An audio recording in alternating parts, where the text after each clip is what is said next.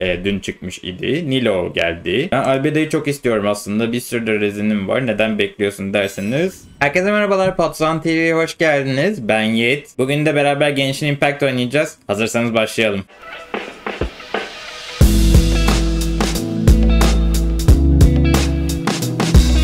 Evet, neden Haze diye düşünüyorsanız benim sevmediğim karakterler var. Mesela işte Hazo'dur, Saino'dur, Sara'dır falan. Bir de Yunjin. Yunjin'i de sevmem bilirsiniz. Neyse, Saino'yu yetiştiriyorum çünkü Spire Abyss'te güçlü bir elektro karakterim yok. Geçen bölümü izlediyseniz biliyorsunuzdur, bayağı bir böcek toplamıştım Saino için. Ve Ascension'da bir kere daha yaptım. Sonra üstüne birkaç kere daha böcek topladım. Ve şu an geldiğimiz nokta bu. Sadece bir kere daha bu Electro Regiswine'ın malzemesinden toplarsam Ascension'ı yapacağız. Videoyu böyle başlatayım istedim ama aslında amacım farklı. Birazdan göreceğiz efendim. Bir de yan taraflara doğru uçmaya da mıydı? Evet, Hazo'yla muhteşem bir giriş yapacağım. Kendisini çok kullanmıyorum biliyorsunuz. Bu benim hızlı Sumeru partim. Böyle hızlı hareket edebilsinler diye kullandığım bir parti. Dendro karakteri de her zaman lazım oluyor diye partimde var. Onun dışında bir özelliği yok yani. Oh. Bunu halletmek çok zor oluyor. Neyse, bunu 750 kere görmüşsünüzdür zaten. Siz oynayanların izlediğini düşünüyorum daha çok. Evet. Son kez. Bu karakterden de kaç tane gelecek? 2 tane geldi. İyi bari. Bize bir tane lazımdı zaten. Bu nasıl bir şeymiş? Defans olmaya da substatlar iyiydi ama. Bir de ben arttırınca kesin bu defans artacak, o yüzden. Kitlemiyorum. Hadi bakalım. Evet, sayınımızı yükseltelim. Attention. Evet. My strength has reached its peak. But there are still many things I can never accomplish relying on my fighting power alone. There will still be many times when emotions and rules do not agree. But I think I'll find the key to striking the right balance in the journeys to come. Ne gıcık bir karakter. Böyle hype karakterleri genelde sevmiyorum ben. Diona'yı da hiç sevmem mesela ama Spire Abyss adına yine yükselttiğim karakterlerdendir. Benim gıcık olduğum karakterlerden bahsetmişken o kadar gıcık olmuyorum aslında ama yeni banner'ımızı görmüşsünüzdür. Daha dün çıktı, ben bu video çektiğimde dün çıkmış idi. Nilo geldi. Ben Albedo'yu çok istiyorum aslında. Bir sürü de rezinim var. Neden bekliyorsun derseniz Nahida'yı bekliyorum. Bir sonraki banner'da 3.2'de Nahida gelecek. Nahida'yı almak için %50 şansım var. Yapabilecek miyim bilmiyorum. Ama Nahida'yı da bayağı istiyorum. Albedo'yu da çok istiyorum. Albedo en başından beridir her geldiğinde çılgınlar gibi wish attığım bir karakter. Asla gelmiyor. Böyle istemeyen bir sürü arkadaşıma bol bol gelmiş kendisi. Bana asla gelmiyor. O yüzden yapacak bir şey yok. Nilo da güçlü görünüyor. Bloom Reaction ilginç bir karakter. Ama kendisine gacha yapmayı düşünmüyorum. Benim çok ilgimi çekmedi. Shenhua'da da böyle olmuştu hatırlarsanız. Shenhua videosunu izlemediyseniz koyayım buraya.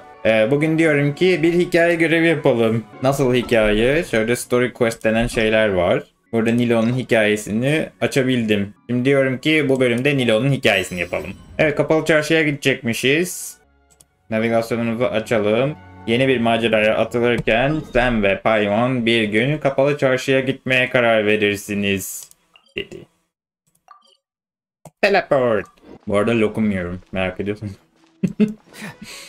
Çok Türk modundayım şu an. Ben buradan hiç gitmiyorum ya. Buradan gideyim bari, değil mi? Bu partimi bilmeyenler için uzun uzun Kamisato ile koşturmak için, hızlı bir şekilde koşturmak için bir parti. Ki çok uzun süreler beklemeyelim değil mi ama? Aha da Nilo. Evet. Selam Nilo. Bekliyor.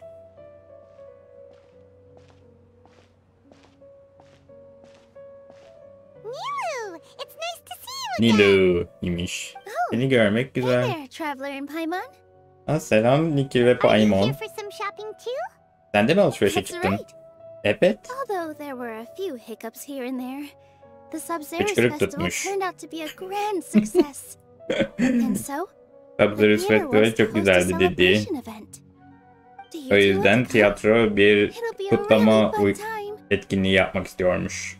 Siz de gelmek istemez misiniz? Çok güzel olur dedi. Bir kutlama etkinliği mi? Bizim bir geleneğimiz gibi bir şey. we'll get together and unwind. Rehearsals are exhausting. If you keep your nose to the grindstone, you're going to wipe yourself out sooner or later. Mr. Zubair, our manager, always says that celebrations aren't just for fun, but that they should also be occasions for reflection and review. But no one remembers that once the celebration starts. It's not like he can't also have some fun himself. We've been to a lot of festivals during our adventures. Mm-hmm. Will your celebration also have lots of yummy food and drinks? Of course. We always do lots of eating, toasting, and gift exchanging. We try really hard to show our appreciation for everyone. Ah, so we'll need to bring a present.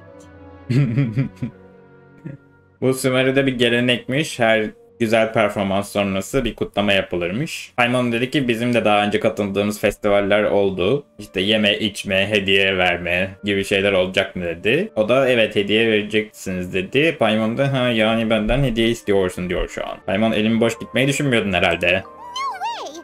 Hadi canım dedi. You want to be treated, right? Paimon already has a great gift in mind. But maybe you could lend Paimon some more first? Paimon'un parası yokmuş ama aklında çok güzel bir hediye varmış. No need to stress, Paimon. Önemli değil. Kendini strese sokma Paimon dedi. The gift exchange is just to make the celebration more entertaining. Sadece kutlamayı daha güzel yapmak için bir etkinlik. It'll also be a good time to introduce you to the rest of the theater. Sadece kendiniz gelseniz yeter diyor. Aynı zamanda tiyatronun geri kalanına da kendini tanıtmış olursunuz. Güzel olur dedi. Düşününce onunla en son rüyada karşılaşmıştık. Is something up? Bir şey mi oldu? Dünyazlardan burada olmaması kötü oldu. Yeah, but for now, it's more important for her to rest and recover. Yatıp dinlenmesi daha önemli dedi. Got turned away at the door. The people there wouldn't listen to a single word I said. Ziyarete gitmeye çalışmış ama kapıdan geri çevirmişler. Ne yaparsa yapsın. Onun yerine böyle motivasyon mektubu yazmış. It's all thanks to you and Nilu that we managed to save Dunyarzad. Benim sayemde Dünyazar'dı sağlığına kavuşturmuştuk. Onun videosunu çekmedim. Çok uzun çünkü ama bayağı etkilemişti beni. Bu Sumeru'nun ilk Archon görevi. Çok eğlenceli bence. Hiç beklemediğim yerlere götürdü beni. Yani çok ilginçti. Pişmanlık duyusunu istemedim. O da bize çok yardımcı oldu. You're way too modest. Just now, Ha, I çok actually kibarsın. felt really self-conscious when Paimon talked about us in the same breath. Compared to you, I really didn't do much at all. Size nazaran ben çok bir şey All yapmadım that dedi. aside, are you thinking about coming to our event? Neyse bunları boş verelim de etkinliğe geliyor musunuz dedi. Amazing, traveler. Evet Paimon olur diyor. Biz de diyoruz ki evet eğlenceliye benziyor. Alright, then let's head to the theater. O zaman tiyatroya I gidelim. completely forgot about this pile of stuff. Burada duran şeyleri tamamen unuttum dedi. Just Bunların one hepsini sen mi box. baydın Nilo? The rest were given to me. Sadece bir kutuyu o I almış, really don't gerisini know how it başkaları came to vermiş. this much. Nasıl bu kadar fazla oldu ben de anlamadım. Many vendors give out samples for free, but Paimon's never seen this much. Yani insanlar çılgınlar gibi hediye veriyormuş Nilo'ya. Chatting with people, my hands would get more and more full until I can't hold everything anymore. This seems to happen every time. Ne zaman insanlarla konuşsa bir sürü hediye alıyormuş. Taşıyamayacağı kadar çok şey alıyormuş. But I don't think I'll have the time. So this isn't even all of it? Bu alması gereken her şey değilmiş. Paimon da ona şaşırıyor. Sana yardımcı olayım. Bekle canım istedi. Zaten zamanı kalmamış bu arada. O yüzden biz yardımcı Are you olacağız. sure? Emin misin dedi. Carrying stuff is a piece of cake for her, right, traveler? I'm so sorry to trouble you like this. I meant to invite you to our celebration, but now you're helping me instead. Bana yardım Well, let's edeceksiniz. hurry up and grab the last few things. Ben size bir şeyler yapmak istiyordum. Siz onun yerine bana yardım edeceksiniz diyor şu an. Zaten az bir şey kalmıştı. To the wise. Evet. Yeni bir şey de taşımamız gereken şeyleri aldık. Bu zaten hızlı partimiz var. Bir de eşyaları biliyorsunuz ki böyle atıp yanımıza taşıyabiliriz. O yüzden sıkıntı olacağını sanmam. Öyle Paymon'a öyle bakmamıza gerek yoktu bence. Oh, well if it isn't Nilu. Nilo gelmiş. Greetings, Mr. Jute. Do you still have any food that's ready to go? Of Tuttum. course I do. I've heard that Hazır mı Zoo meyvelerin? Theater is hosting a celebration event. So I reserved some food for you in advance. Tabii ki de Although, it hazırlayacaktım. looks like you're Ne gonna need 2 yapacaktım more dedi. portions. Sanırım 2 porsiyon daha hala istiyorsun Please dedi. allow me to introduce them. This is the Traveler. Patron, very muhteşem experienced traveler adventurer. diyor. And this is Beni Paimon, tanıtıyor şu an. her super Paimon. reliable guide and helper. Yiğit'in gıcık olduğu karakter. Paimon is...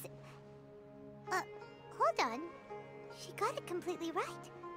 Look, Traveler, she introduced Paimon correctly. Paymon'u nihayet düzgün bir şekilde tanıtan bir karakter. Ben de düzgün tanıtmadım az önce. Evet, gerçekten nadir olan bir durum. Don't underestimate Nilu. She always remembers every last little detail about everyone. Hafızası çok even kuvvetliymiş if it sounds Nilo'nun. completely Onu söylüyor. trivial. She's also very brave. Just a little Çok da while ago, cesurdur she dedi. saved my precious spices from the jaws of a sumpter beast. O kadar güçlüdür ki kocaman bir yaratıktan I just baharatlarımı help out when I kurtardı can dedi. because everyone else takes such good care of me. Herkes bana iyi davrandığı için ben de onlara iyi davranmaya çalışıyorum dedi. 5 yıldız muhteşem güçlü bir karakter bu arada. Did you say Bilmeyenler you için. didn't reserve enough food? I was joking. Anyone who runs a business knows to keep some extra stock. After all, orders get changed. Oh, Yani that boş muhabbet reminds me. yapıyorlar şu an. It seems that these friends of yours aren't from here. Have they ever tried any delicious tachin? Hiç tachin denediler mi dedi. Bu böyle bir kek gibi bir şey galiba. Pirinçten yapılan. Evet, bunu hatırlıyorum. Ooh, Hatırlar what a gibi. fantastic idea! Ne kadar Mr. harika Jute, bir did you fikir. make a batch recently? Tachin is a mixture of rice and meat that's baked Evet. into a cake-like shape. Mr. Jute adds special spices into his. Its aroma is just so wonderfully delicious. If you ever see Etle kids pirinçten playing all around yapılan, Mr. Jute's kek gibi place, görünen, you know pişirilen he's bir thinking yemek of a storm. kendisi. But is it Cıt really yapınca da just for çok the güzel kids? oluyormuş. Don't Cıtcığım, you often sağ ol follow cıt. them in too? I just can't help myself. We're two Çok peas in a seviyormuş. pod. Who doesn't Nilo. enjoy some good food? Oo Nilo, bu adama mı yanıksın yoksa? Cıta mı Wait yanıksın? here. I'll bring some over. Yazıyor şu an. Hemen getiriyormuş. Evet, onlar taçinlerini yerken Whoa, ben de çayımı what a içeyim. dish! It's sweet and sour and full of deliciousness. Evet, çok güzel, harika. Harika. No matter how many times I eat it, it's still so delicious. Ne kadar yersem yiyeyim her zaman çok lezzetli dedi. Yine boş muhabbetler devam ediyor. I baked a lot just now, and it's all packaged and ready for you to take back to the... You Blah, make so blah, blah. much. Is it really okay to take them all? It was nothing. Making 1 serving or 100 servings is all the same to me. If anything, I should be thanking you for helping me clear my inventory. Bırak da ödememizi yapalım bari. Don't worry about it. What kind of person would I be if I made you pay for a treat?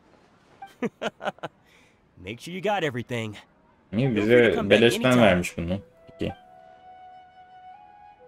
Sen beleşte sıkıntı yok. I'm starting to understand how you got so many things. Yeah. Everyone has their own way with words. And it's really hard to say no. Kimseye hayır diyemiyormuş. Mavi boncuk saçıyorsun Nilo. Aa, mavi boncuk kızı aslında bu. Evet. Oradan esinlenmişler. Şu an anladım. Nilu, good timing. I have the textiles you ordered. Bu If da it took any longer, kumaşçı. the sumpter beasts might have gobbled them up. You and your jokes. Evet, yine boş Jute said muhabbetler. that some sumpter beasts ate his spices. Were they yours? Oh, yeah, really. Trying to pull Az önceki anything out of a yaratık sumpter bu beast's mouth is eşyaları, like playing a game of tug of bu war. meyveleri yemeye çalışan eşyaları değil. So they really do eat Bu adamın everything, kumaşlarını huh? taşıyormuş. Evet, böyle gereksiz detaylar. Come now. Evet, Paymon'la You dalga know, geçtik sumpter ki. beasts sometimes eat not because they're Çok önemli hungry, değil. but because they like gnawing on things. The textiles you ordered are highly durable and woven from the finest thread. So Evet, even en if a güzel sumpter kumaştan beast got yapılmışlar snappy, Nilo'nun it'd still istediği have to şeyler. jump on it for a full day. You've tested this before? Sumper Beast dediği şeyi bu kumaştan önce bütün gün çiğniyormuş ama bitiremiyormuş. Bir şeyleri çiğnemeyi çok seven bir yaratıklıymış kendisi. Ama tabii ki de böyle bir ürünü ona verip çiğnetmezdim dedi. Boş muhabbetler devam gördüğünüz üzere. Bize şimdi bir şeyler satmaya çalışıyor. İndirim falan yaptı. No thanks, Mr. Offsheen. Offsheen. Use that kind of tactic on her. Look, you've Bir already arkadaşımın sucked her in. soyadı. Evet. Ne demek acaba? So you mean Bilenler yorumlarda everything just yazsın. said Paimon was a lie? I wouldn't go that far. It's just that Mr. Offsheen is really good at spinning stories. A word from him, and you'll find yourself buying things you don't actually need. Kendini kaptırırsan bir sürü gereksiz şey alabilirsin, dikkat et diyor. Hem de önünde. Geçen de bir sürü şey aldım diye beni azarlamıştı diyor tiyatronun başındaki Zubair. Bizim de tabii ki de tepkimiz bu ya. Benimki de benziyordu. Come on, don't look at me like that. All she got was a talking to from Zubair, while I was nearly fed head first to the Sumter beasts. My philosophy is that stories give value to merchandise. Ay, hikayeler daha satılan hale getirir diyor. Bu şekilde Nilo'yu satmaya çalışıyorlar bu arada. Haberiniz olsun. Şu an size Nilo'yu satmaya çalışıyorum. Gençinle bir oldum. Bu adamın, Afshin'in felsefesini uyguluyorum. Ay, evet. It's okay. We're all friends now. Bu çok çıkan bir phrase kendisi. İnsanlar böyle garip şeylerden bahsedince önemli değil, biz arkadaşız zaten diyorlar. Niye? Ya. Herhalde Çince'de mantıklı bir muhabbet ama yani bana biraz tuhaf geliyor. Merak etme, arkadaş olduğumuz için seni kesinlikle affedeceğim. Bir de önüne gelen arkadaş oluyorlar. Yani arkadaşım diyorlar daha doğrusu. I can't do that. Just think of it as a favor for me, all right? The theater can use them for props and whatnot. Herhalde bize kumaş verecek, orayı kaçırdım. So I'm just losing money every day continuing to hold on to them. Zaten yanında tutunca para kaybediyorum, o yüzden sen al daha iyi dedi. Evet, şu an sana bir şey satamam dedi. Al bunları, kullan istediğin gibi diyor. Ulan herkes kıza beleşten bir şey veriyor. Ben de bu hayatı istiyorum gerçekten. Nedir ya? Ay hadi beleş hadi. Bir yere daha gideceğiz, oradan da beleşleri toplayacağız. Görelim. About time, Nilu. Farhad here was snooping around your props. Please, I was only looking at them to get a better idea of what your new show may be about. Wouldn't spoiling yourself just ruin all the fun? Farhad yeni show'la ilgili spoiler almaya çalışıyormuş. These two look familiar. I think I've seen them Oyuncakçı bu before. arada. Hushang. Weren't they at the Sub-Zero's festival? Siz de Sub-Zero's festivalindeydiniz değil mi dedi. Oh, the more folks the merrier. I was actually just talking to Farhad. Oh yes, please do. I'm sure Miss Raykar and Miss Nadja would also love to have a chat with the two of you. We even prepared a small gift. Let me show it to you. Ta-da! It's a flower wreath. I really think we should wear some of these to give tacı it yapmış a more hediye celebratory olarak. feel. Wow, it's beautiful. Çok heyecanlılar festival için bu arada. Ve iğrenç. Farhad did most of the work. What a surprise, huh? He actually knows a... That is pretty surprising. Hey, Evet, bayağı bir şaşırdık dedi Paimon da. I worked really hard on that. Peki, çok çalışmış bunu I yapmak watched you make it. için. I wasn't making fun of you. All right. Seni dalga Why don't you geçmedim. also try some on? We've got some wreaths in your size. Peki. Biz de taktık. Allah'ım. Bu az önceki tacın az önceki dediğim Aranara hikayesindekinin geliştirilmişi bence. Gerçek. Çok tatlı dedi. Paimon içinde var mı? Gave out all the child-sized ones. I wasn't expecting the theater to invite such a Çocuk boyutundaki offerleri satmışlar. Fascinating. Huh. Vermişler daha Kinda doğrusu. weird, but Paimon will let it slide. Oh, you all sure got a lot of stuff there. Let me help you carry some. I'm a porter by trade, so this is what I'm best at. Evet. Bir şeyler taşımama yardımcı olabilirim dedi. Evet, eninde sonunda yine boş beleş malzemelere konduk efendim. We have a pro now. Thanks for the help, Mr. Farhad. Yardım eden var. Niye biz yapıyoruz ki dedi Paimon. Don't try to ask about what's in the new show. Otherwise, I may not be able to hold back Mr. Zubair this time. Evet, bu sefer show'da neler olacak diye bana sorma dedi. Adamın eli ne kadar kocaman. Fine. It's not like I want to get on his bad side either. Zubair Bey kimse korkunç biriymiş herhalde. Bak onu şikayet ederim dedi Nilu. Bu adam da onun kötü tarafına düşmek istemem dedi. Beni kötü bilsin istemem dedi yani. Evet. Doğrudan çevirdim pardon.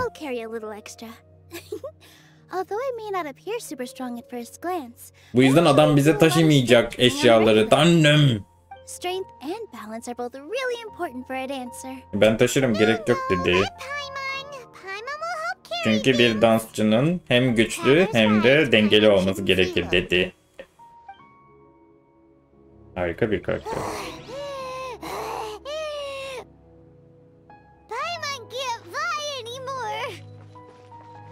Are you okay, Paimon?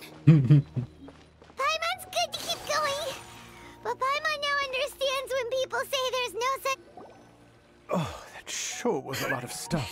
Evet, Paimon taşıdı bir şeyler ama görmedik. Bu adam taşımış. Niye bize taşıyorduk o zaman? Taşıyordum. Ben proyum falan diyordu.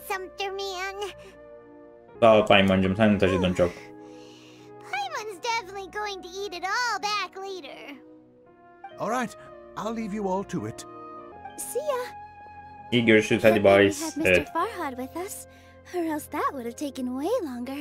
Herkes böyle arkadaş canlısı mıdır Nilu, yoksa sana yanık mı herkes? Of course. Because everyone's working here together. We're all like neighbors. So we're always hepimiz komşu gibiyiz dedi. Herkes birbirine yardımcı eder. Bu şekilde işlerimiz ayakta kalır dedi. Bu kadar boş böyle şeyler alırken muhtemelen çalışmasam da olur diyor. Like I always owed someone something. I was always thinking of ways to repay others. Başta geri ödemeyi düşünmüş. Şimdi iyi var falan. By taking the freebies, I was helping everyone out and saving them money. Nasıl yani? When you order the wrong item or make too much of something, sometimes the best way to maximize the value of those goods is to give them away. That's why there's no need to stress over the freebies. Hiç bilmiyorum. Ben sonsuza kadar tutarım. Oh,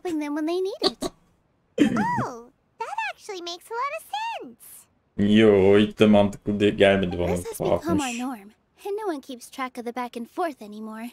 Nilu kendini iyi hissetsin diye böyle bir hikaye uydurmuşlar. O da hemen öyle miymiş, çok mantıklı falan diye kendini kandırmış. Paimon da ona eşlik ediyor bence.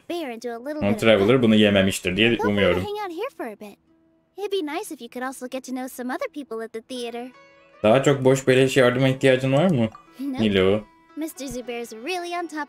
Bilmiyorum, bu hikayeye göre çok işe yaramıyor gibi gençler. Ben Nilu'yu hala sevmiyorum. Beleşçi bir karakter yapmışlar.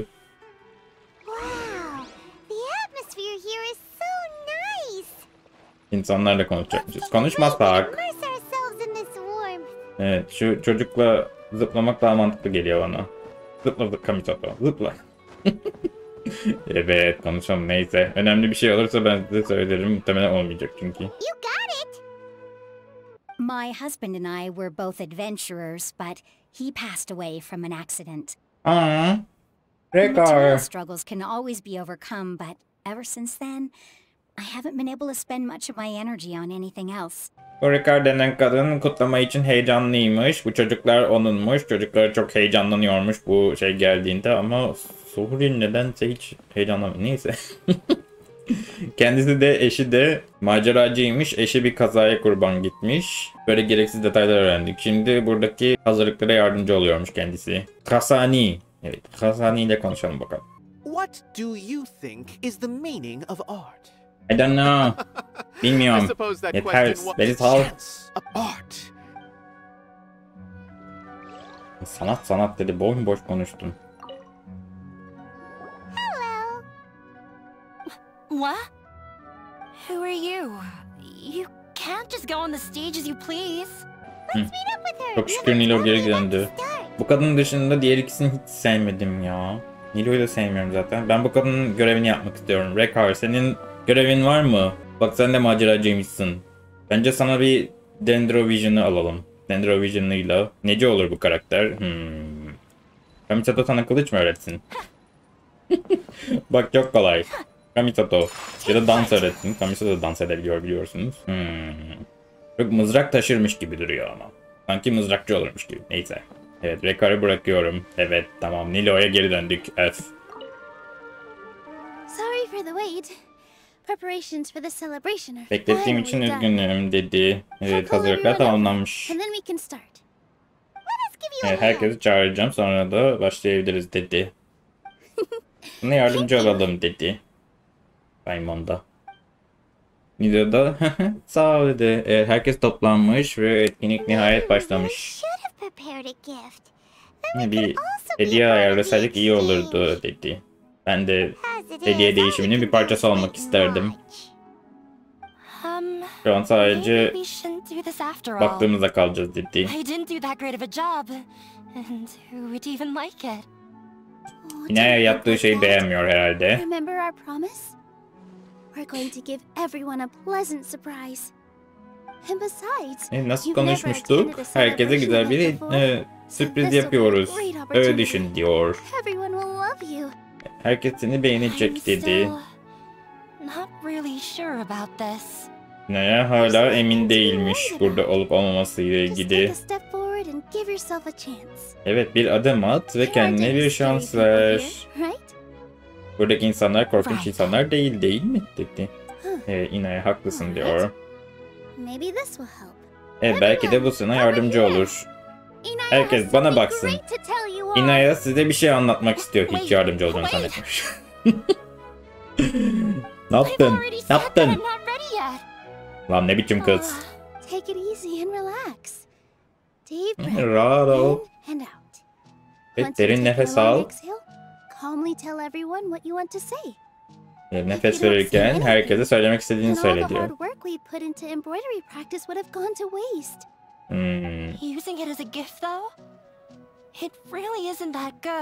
Örgü dersi vermiş galiba. Eğer kimseye bir şey söylemezsen o kadar ders aldığın boşa gidecek dedi. Inaya hediye hazırlıyormuş yani. Bayağı da gergin görünüyordu zaten önceden de. Şimdi iyice gerginleşti. Sağ ol Nilo. Kendini ifade etmede sorunlar yaşıyor.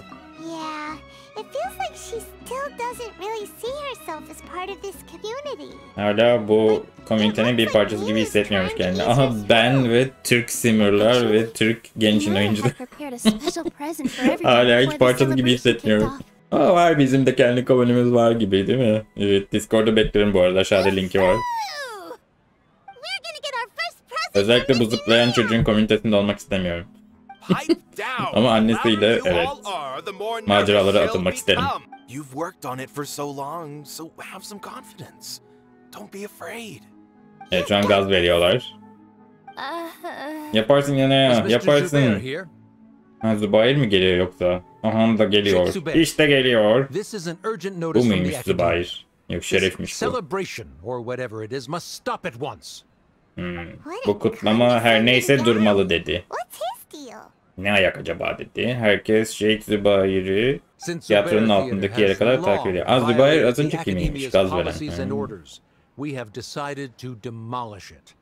Evet, akademiye bu etkinliği durdurmaya karar vermiş. And dismiss all staff members within 30 days, after which you will report to the academia for further punishment. Herkesi 30 gün içinde işlerinden çıkaracakmışsın. Sonra da akademiye gidip daha da çok işkence çektirilecekmiş. Nilo'ya sen sus, senin ilk defa uyarılman değil bu dedi. Tehdit etti. We have more shows planned, but it's impossible to do anything in just 30 days. How am I supposed to explain this to my customers and staff? That issue is of no concern to me, Mr. Zubair. You seem to understand the situation quite clearly. Perhaps you can reflect on the reasons why you have failed to prepare for the scenario in advance. Demolition? Why do they want to demolish this place? Tiyatroyu yıkacaklarmış 30 gün içinde. And they've never respected our work. To them, what we do is all a waste of time. Akademiye için yaptıklarımız hep boşa zaman harcamak diyor. Several times in the past to improve the quality of our performances by only putting on shows they consider to be sufficiently intellectual. But our audience isn't the academia. It's the people of the Grand Bazaar. Evet. Biz kapalı çarşıya gösteri yapıyoruz. Akademiye değil ki niye öğretici olmak zorunda olsun dedi. Nobody would watch them anymore. Changing our content would not only mean turning our backs on our vision, it would also directly lead to the loss of our livelihoods. Yani yaptıklarımızın içeriğini değiştirmek hem yapmak istediğimiz şeyin dışında hem de yaptığımız şeyin getirdiği neşeyi de kaybetmesine neden olur diyor. Eğer tiyatroya kalırsa birçok insan yerlerinden olacak. Yeah. Evet. The theater is very important to each and every one of us. Tiyatro hepimiz için çok önemli diyor. Evet, Paimon sinir oldu. I also don't know how we can stop them. I do not wish to Onları nasıl explain durduracağını everything bilmiyorum again from the dedi. beginning. Time is of the essence, so you should act with haste instead of asking frivolous questions. Şerefimiz diyor ki None of us plan to accept this. Such an abrupt notice is contrary to established policy. bunları düşüneceğinizde neler yapacağınızın planını yapın diyor. We have already given you sufficient notice. Enough.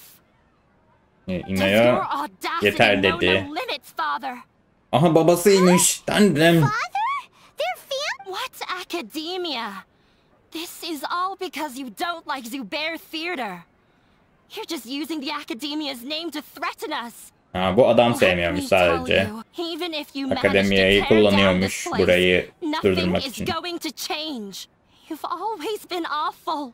But even I never thought my father would sink this low. Tiyatroyu yıksan ne olur ki hiçbir şey değişmeyecek. Babam çok kötü bir insanmış dedi. Bu yaptığınla iyice kötüleştin dedi. O da senin düşündüğünle ilgilenmiyorum gibi bir şeyler dedi. I will not waste more time on pointless arguments. Wrap everything up and make preparations to shut down at once. Hazırlıklarınızı yapın, bir an önce defolun gidin buradan diyor. Inaya'yı sinirlendirdiler. Neden her zaman böyle bu adam? This is quite the misfortune, but there's nothing we can do. That's it for today, everyone. Let's clean up. Bugünlük bu kadar o zaman. Herkes temizlik yapsın dedi. Toparlayalım şuraları dedi. The storms that come out of the blue are always the hardest to deal with. Evet, yarın gidip bir konuşmayı deneyeceğim. Böyle garip durumlar her zaman en zor başa çıkılan şeyler diyor. Nilo'yla şu anki durumu konuşacağız. Nasıl bir ters bakıyor. Küçük karakter zaten boynuzlu falan. Bayağı bilendim. Gereksiz bileniyorum. Evet.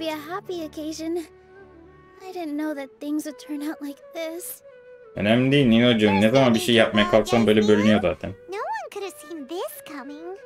Paimon just wishes she could have at least gotten to the food. Paimon yemeğe kadar uzasaydı bari diyor. Academia has already given you many warnings?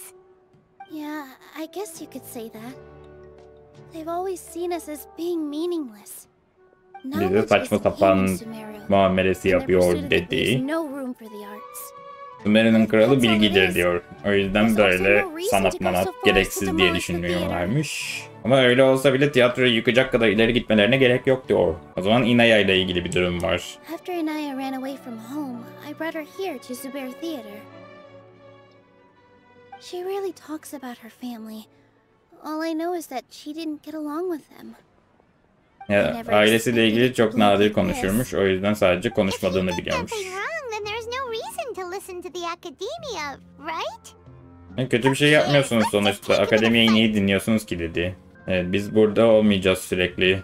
Temelden çözmek lazım bu problemi. That's true. I'll try to think of something. We can't just let everyone suffer in a perpetual state of fear and uncertainty. What to do? Ne yapsam dedi. Nilo bir şeyler yapmak istiyor. Kapanmış gibi yapıp başka bir yerde şovlarınıza devam etseniz.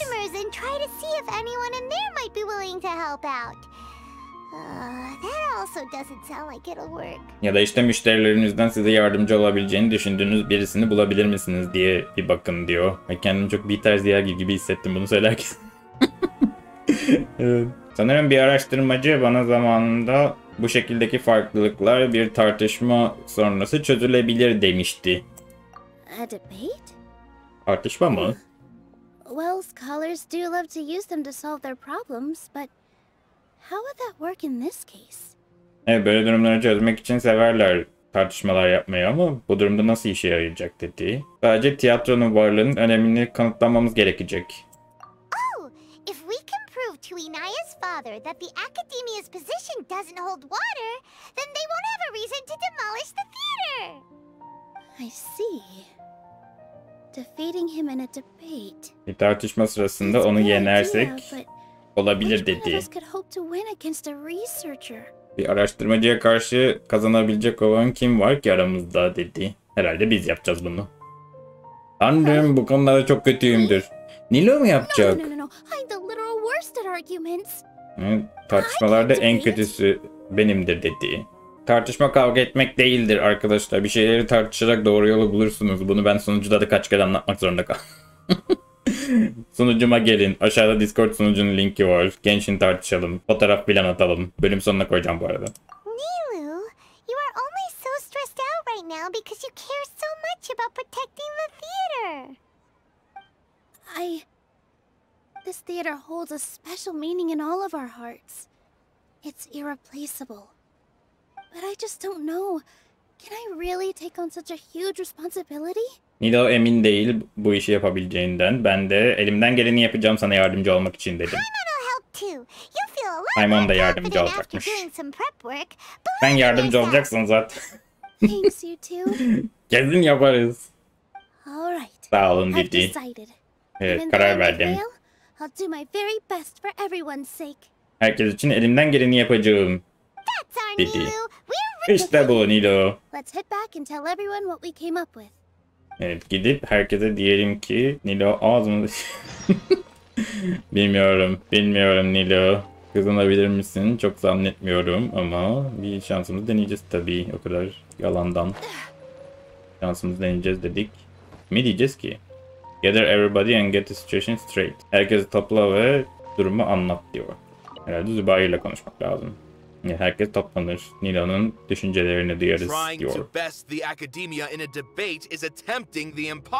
Evet, imkansız olanı başarmak diyor senin söylediğin. Ama birisi denemek isterse sizi durdurmayacağım. Zaten durum daha kötüye gidemez diyor. I don't think it's entirely hopeless. To Sharif, Nilou's approach will come off as naive, but that kind of frankness is exactly what they lack the most. Things might turn out differently from what you expect. Ne kadar pozitif, ne kadar mükemmel bir insan. Gacan olsa giderdim. Adını unuttum şu an. Neyse. Sure, in fiction, but I'm not sure how well that will translate to reality. Adam şapkası ne ya? I'm not saying that I don't support you, Nilou. If you need my help, just say the word. Anything is better than just standing aside and watching the theater get demolished. Nilo da yanımızdaymış. Evet, Nilo dedim az önceki adam. Evet, Nadia da bize yardımcı olacakmış. Evet, sizin yardımınız sayesinde daha iyi hissediyorum dedi. Babam çok sıkıntılı bir insandır dedi. Evet, karmaşık mantıkta çok sıkıntılıdır dedi. Onu bir tartışmada yenmek çok zor olacak dedi. You just didn't want to hurt Nilou's feelings. But when all said and done, aren't you hurting her just the same? That's enough, Inaya. Onu korumaya çalışıyorsunuz ama Nilo'yu böyle gaza getirip daha da kötü bir duruma sürüklüyor olabilirsiniz diyor şu an yani. Kusura bakmayın canınızı sıktım dedi. Nilou shouldn't have to push herself for the sake of an impossible goal. Sadece bu kadar pozitif olamıyorum. Nilo kendini böyle bir sıkıntıya sokmamalı diyor. Evet, imkansız diye bir şey yoktur. Öyle düşünmeye başlamak lazım. Yeah, it's way too early to give up. You're right, Inaya. We're up against the Academia. Everyone knows that they're very powerful. Being skeptical might actually be the more normal response. But I still want to try. I'm reluctant to just let Zubair Theater go. Evet, tiyatroyu And it's not just me. yıkılmasına izin veremem, o yüzden denemek Everyone istiyorum else here feels dedi. the same way. If we're unhappy, we should say Herkes what's de on böyle our mind düşünüyor olsa and do what you nasıl think should be olsa. done. If we fail after that, then at least we won't have any regrets. I mean, En azından after pişman all, olmayız dedi. the only thing we can En azından control right denedik now is dedi. our choice at this very moment. I understand what you're trying to say. I also have my own intense feelings of anger and regret. Then, can I trouble you to tell your father about our plan for a debate? You can still consult with your family. Yes, then please help us pass on my request. I've never participated in a debate, and truth be told, but since you decided on a debate, I'll do my best to prepare for it. I'll gather everyone. I by myself definitely don't have enough wisdom to beat your father. But what about the entire theater combined? Then we should have a chance, right? Right. Babanı belki tek başına yenemem ama bütün tiyatro beraber savaşsak belki bir şansımız olur dedi. Çocuklar da bize daha çok gaz veriyor. Kız da gidip babasına bu tartışma dileğini iletecek. But thank you for your encouraging words. Elinden geleni yapacağım dedi. Son 5 dakikadır bunu söylüyor. I Ne oluyor? felt that I might have said a bit too much. Anyway, we better start preparing now. First, let's see what everyone thinks about the situation. Alright, time to pull everyone's thoughts. Evet, herkes neler düşünüyormuş ona bir öğrenelim diyorlar. Öyle Nilo yine kendinden şüphe etmeye devam ediyor bir taraftan. Mr. Zubair, we're trying to put together a list of arguments that might be useful. It won't be difficult to explain our position. They're in the wrong and they know it.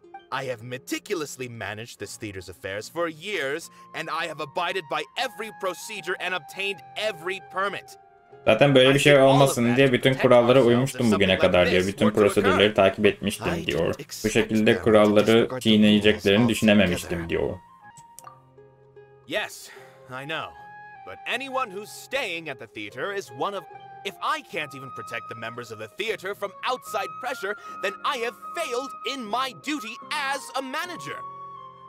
İnaya ile ilgili bir problem var dedik ama o İnaya bizden dedi, onu korumamız gerekir dedi.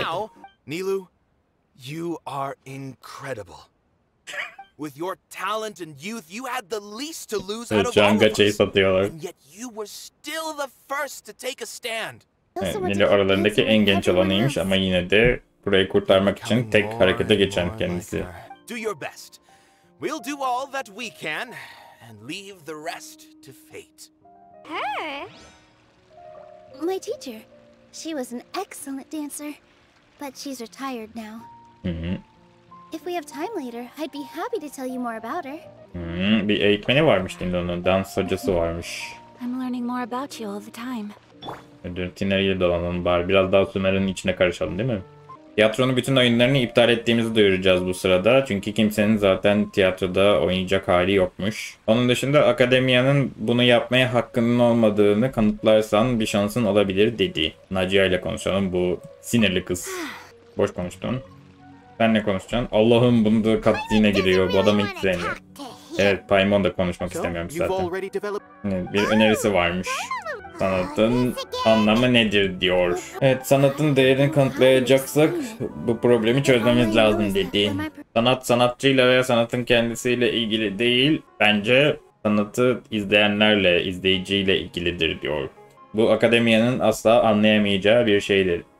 Evet, elinde bazı hikayeler var gibi duruyor. Evet, kendisi sanat üzerine çok böyle yoğunlaşmış, daha iyi öğrenmeye çalışmış. Sonra bu tiyatroya gelip Nilo'nun performansını izleyince inanamadım, birden kendimi kaptırdım, Nilo muhteşemdi filan diyor. Performansı ama yine de insanlar bu kadar etkilediğini görünce ben de sanatın değerinin başka olduğunu, daha çok böyle insanlardan geldiğini düşündüm diyor. Nilo da Zubair'le ne tür performanslar yapacaklarını düşünürken herkese hitap edecek şeyler yapmaya çalışıyorlarmış. Onu hatırladı. Sonra da Nilo'ya dedik ki sende özel bir yetenek var, nadir bir yetenek var. Bu yetenek bu tiyatroda vücut buluyor. Dolayısıyla bu tiyatronun kapatılmasını kesinlikle durdurmalısın, engellemelisin ve bunu sadece sen yapabilirsin diye de gazı verdi. Böyle bir gazla artık çılgınlar gibi. Rekar'a da sonra. Bence Rekar bize daha da çok gaz verecek. Hadi bakalım. Evet, Nilo bu kadınla konuşunca çok daha iyi hissetti tabii ki de. Gazı hemen aldık. Özetle çocuklarından bir tanesi bu tiyatroda çalışmaya başlayacakmış. Bunun için bir tane sınav varmış, onu geçmiş falan. Diyor ki kocamın ölümünden sonra hayat bitti diye düşünseydim belki de bu çocuklar için bu kadar güzel bir hayat olmayacaktı. Ama artık onlar için mutlu bir yaşam var. Dolayısıyla benim hayatım da mutlu oldu. Düşünmediğim şeyleri gösterdi bana bu tiyatro diyor. İyi ve kötü konseptleri sadece bizim oluşturduğumuz şeyler. Bunun üzerine düşünerekten tiyatro yıkılsa bile hayatın bize neler göstereceği belli olmaz. Ama yine de bu tiyatroda olduğum için memnunum. Umarım bu da sana bir fikir vermiştir dedi. Evet.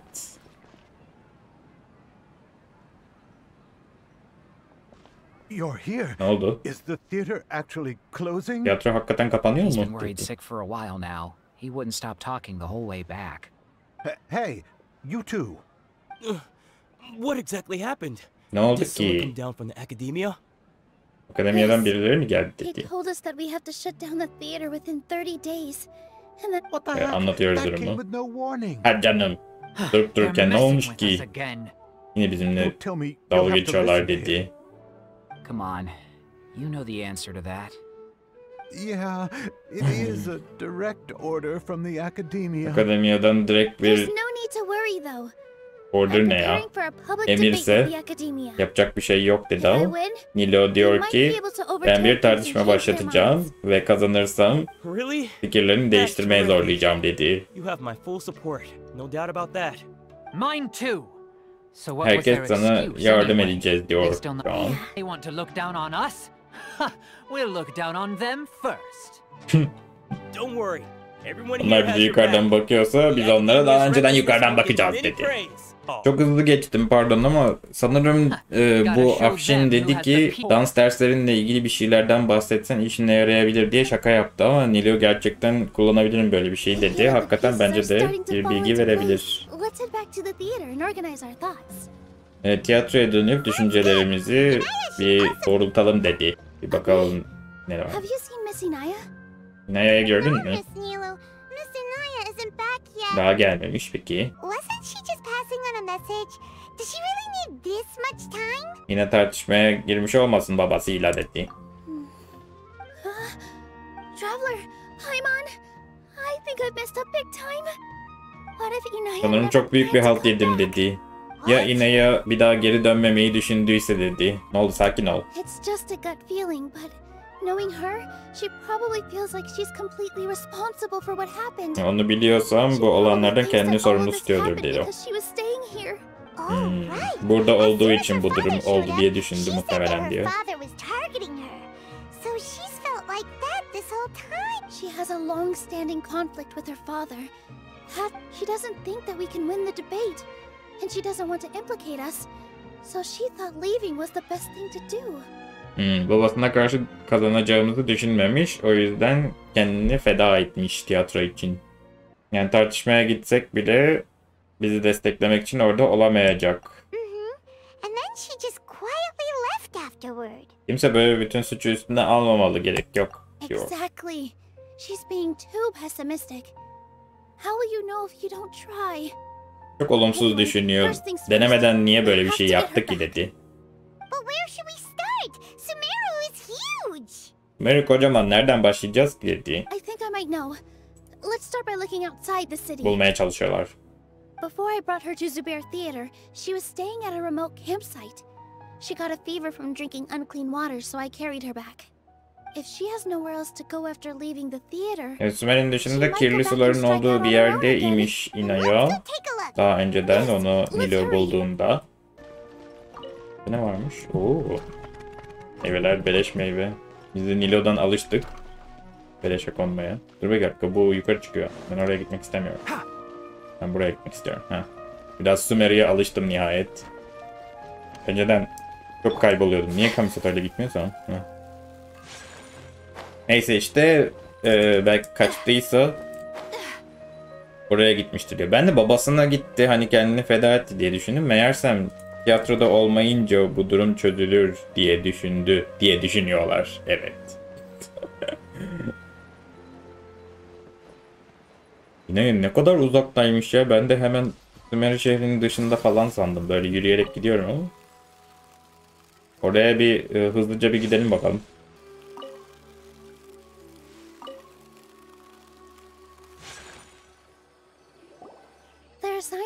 someone had stayed here very recently. Buraya birileri gelmiş. Let's take a look around. Aha. Did you hear that? Traveler'ın suratını gördünüz mü? Inaya mıydı o?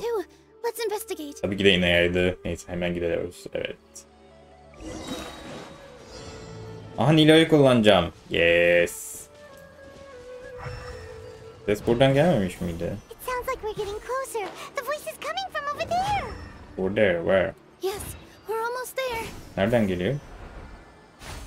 Buradan. Buradan bir yerden sanki. Ha. Üstte gösterge varmış ya. 55-50 falan diye gösteriyormuş. Aha, buradan. Aha da buldum. Inaya mı o? Allah'ım. Bakın size şimdi Nilo'nun güzelliklerini göstereceğim efendim.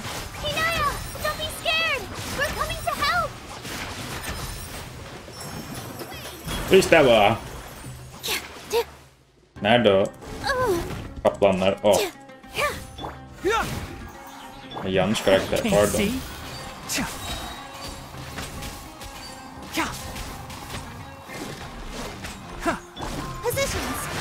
Saldır Nilo, saldır.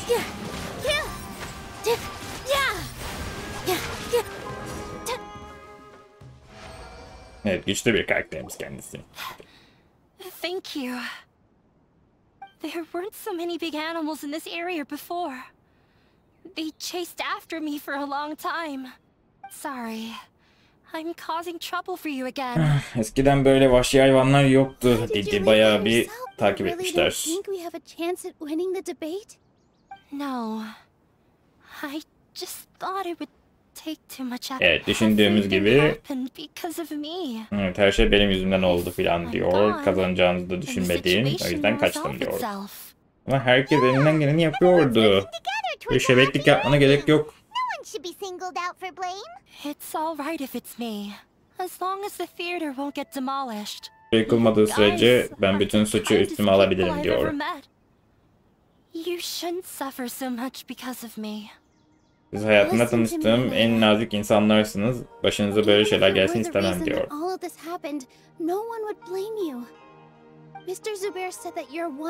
Bu söylediğin doğru olsa bile kimse seni suçlamazdı diyor. Zubair de öyle dedi. Ne olursa olsun beraber dik duracağız dedi. Whether it's me or the theater. You can't eat your cake and have it too. You can't win a debate against the Karşındaki babam olduğu sürece akademiye karşı kazanamazsın diyor. Biz de neden bu kadar kendinden eminsin? My father is an extremely demanding man. He's Babam bayağı exceptional gıcık bir adam diyor. And his academic success. Ondan da iyi bir araştırmacı olmasını beklemiş. O da elinden geleni yapmış ama ne yaparsa yapsın bir türlü beğenmemiş. Ne zaman beni eleştirirse her zaman neden zeki değilsin diye soruyormuş gibi hissettim diyor. Başta babası hani gerçekle yüzleşir diye düşünmüş ama asla umudunu kesmedi diyor. Evet, örgü işlerimi vererek belki babamı mutlu edebilirim diye düşündüm ama o da olmadı diyor. Yeah. Sorry for not bringing it up. These are not pleasant memories for me. Daha önce de örgü denemiş. Her gün ona bağırıyormuş. Bir kere böyle görülsün istemiş. Neden 3. olduğunda ilgilenmiyorum filan demiş. 1. olmaya kasmalısın diye manyak bir babaymış kendisi. Evet. Örgüsünü verince daha çok sinirlenmiş falan. My father eventually stormed out and slammed the door behind him. I didn't get a single sentence of apology or any words of comfort. Özür mü dileyecek? Özür bekliyormuş bir de. Adam nasıl düşündüğü belli. Evet, asla birbirimizi anlamamakla kaderlerimiz belirlenmiş dedi. Böyle bir çevirisi. Tiyatro nasıl bir yer olduğunu anlayabilecek birisi değil dedi. His life is devoid of camaraderie. He just wants everything to happen according to his wishes. As if the world revolves around him. Sadece hayat onun istediği gibi olsun ister diyor. Bizim bu kadar önemsediğimiz yer onun için hiçbir anlam ifade etmiyor. Evet, geçmiş bir travması var. Şimdi anlıyorum Inaya.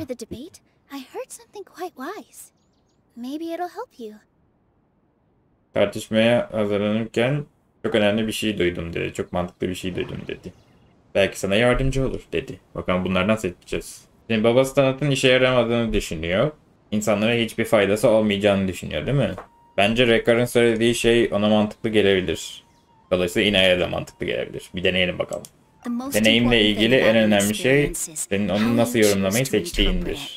Kasani'de herkesin görüşü önemliydi demişti. Ona bir bakalım.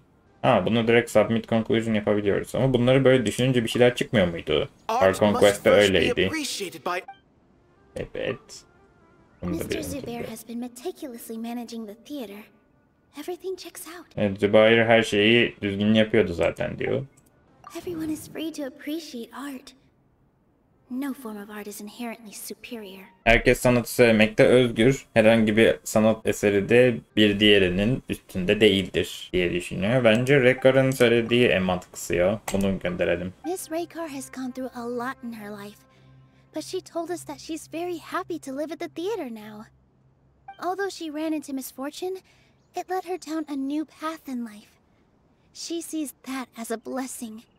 She told me that the most important thing about an experience is how you choose to interpret it. Evet, onun söylediğini aktarıyoruz.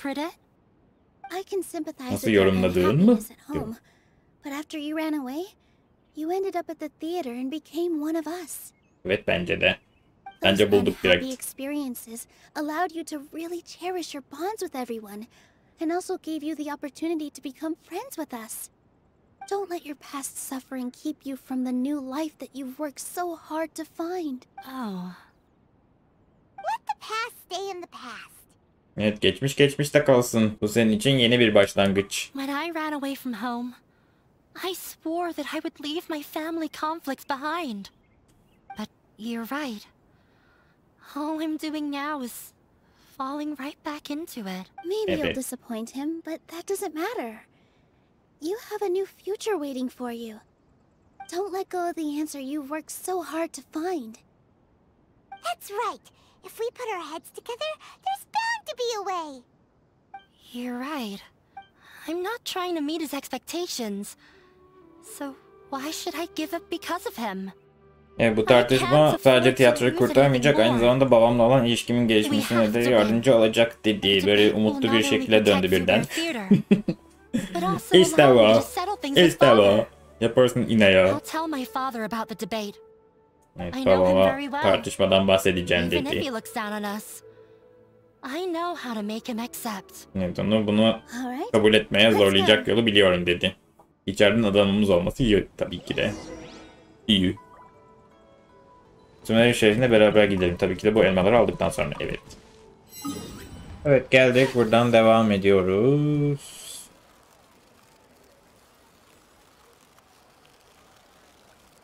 Nereye gideceğiz ya?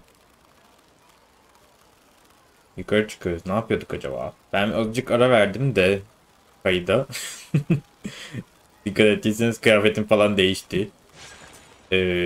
Bu sırada neler yapacaktık biz? Ha, bu kız gidecekti, babasıyla konuşacaktı değil mi? Sonra biz onunla ilgili bir şey yapacak mıydık? Ha, tartışmaya mı gidiyoruz? Tartışma burada mı olacak? Neler olacak? Tanrım, bir sürü soru kafamda, deli sorular. Well, I'm off to meet with him. Ha, Please wait here for me.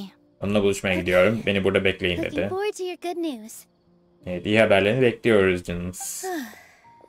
That should be everything. The only thing left to do now is to wait until the debate. Evet, tartışmaya kadar beklemek dışında yapacağımız başka bir şey yok. Neden bilmiyorum ama yine tedirgin olmaya başladım dedi.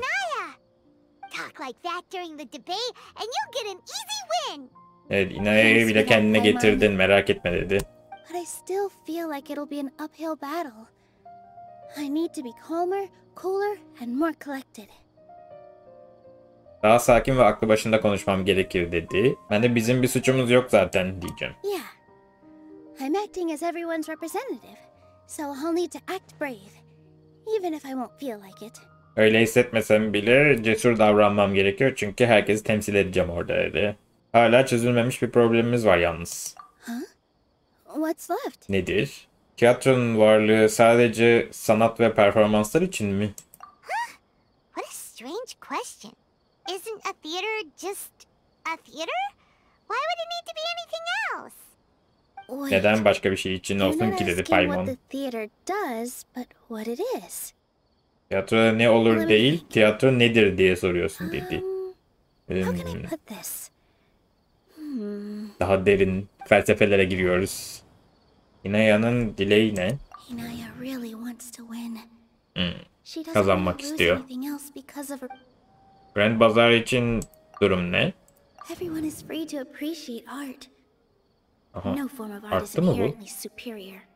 Herkes sanatı beğenmekte özgür diyor. Herhangi bir sanat tarzı öbürüne karşı iyi değildir demiş. Şeyh Zübeyir'in fikri. Mr. Zubair has been meticulously managing the theater. Everything checks out. O adam elinden geleni yaptı şu ana kadar. Hiçbir problem yaşamadı. Evet, sanat öncelikle başkaları tarafından görülsün ki bir değeri olsun demişti Hassani. Evet, bu ikisinin dediklerinden bahsedeceğiz. Bu ne? Bu ortaya mı çıktı az önce? Yoksa ben mi uyduruyorum? Sanırım bu yeni çıktı değil mi Açça? Sanki öyle bir şeyler oldu ama neyse.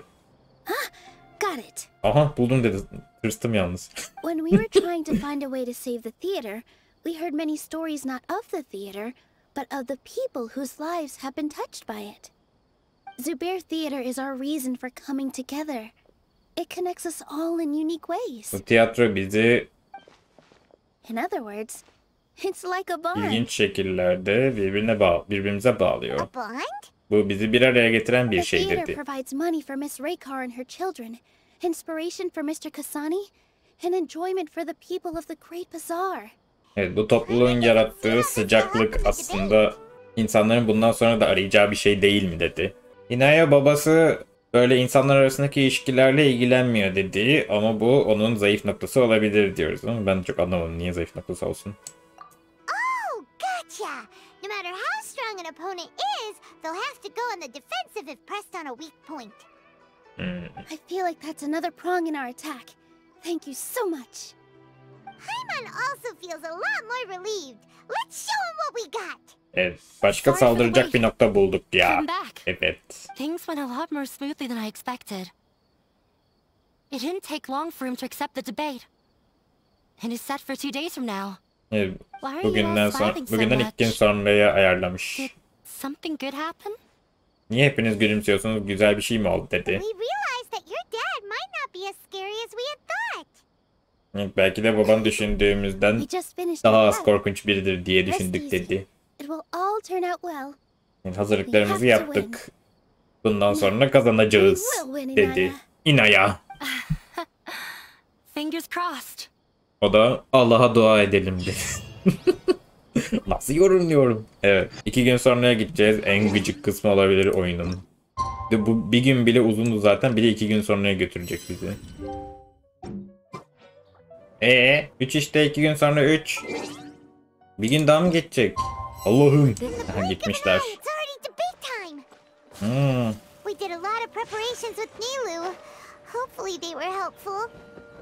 Evet, çok hazırlık yaptık. Umarım işimize yarayacaktır dedi. Paimon. Nilo çok hazırlandı bu işi dedi. Ama bir saniye. Tartışma bitecek birazdan. Ben buradan daşmaş topluyorum biz. Bunları hemen bir halledeyim. Evet, buradan gidiyoruz. Evet. Tabii ki de tartışma tiyatroda olacak. Başka bir yerde olamaz. Hello and welcome everyone. I am Safwan, a scholar from the academia, and I will serve as this debate's adjudicator. Evet, kendisi bu tartışmayı yönetecekmiş. With the utmost wisdom and impartiality. I will neither interfere with the proceedings nor demonstrate bias. Evet, karışmayacakmış ya. I ask for both parties to stand. May the Dendro Archon also serve as a witness to this duel of wits.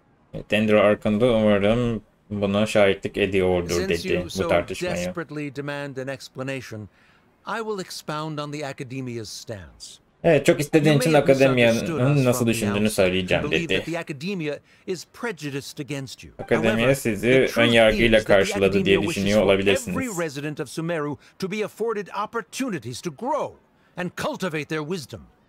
Aslında akademiya, Sumeru'nun halkının kendi bilgi dağarcığını geliştirmesini ister diyor.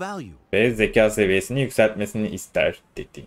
We have failed to identify these qualities in the shows performed at Zubair Theater.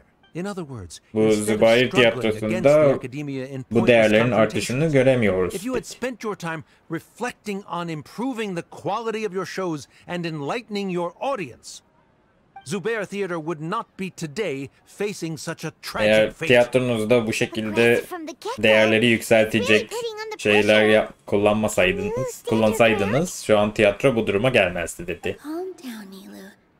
Sakin ol Nilo.